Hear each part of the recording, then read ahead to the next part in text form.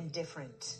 The Yoruba thought system allows people to be united at the same time that it allows them to express their individuality and be in a unique community of togetherness.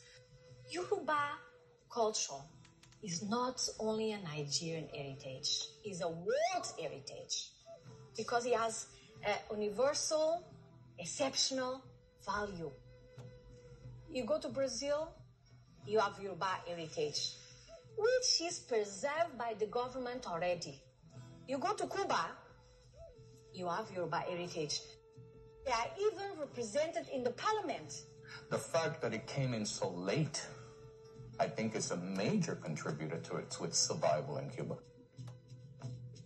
You can go to Chinatown and see things that are very Chinese. You can go to Jewish town and see things that are very Jewish. They wear their big hats. I saw a hat big like this, and it was about that thick all the way around.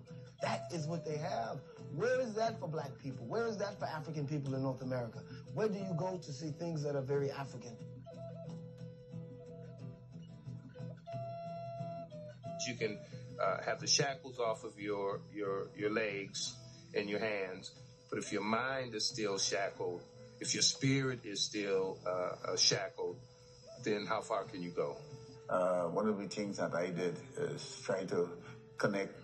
I took our instrument pan to the Alafin of Uyo as a gift. I'm going to send another one for the Onia Ife to make sure that he gets his. Yeah, Alafin was amazed to see, something evolve from the loss of the battle, let's say the battle.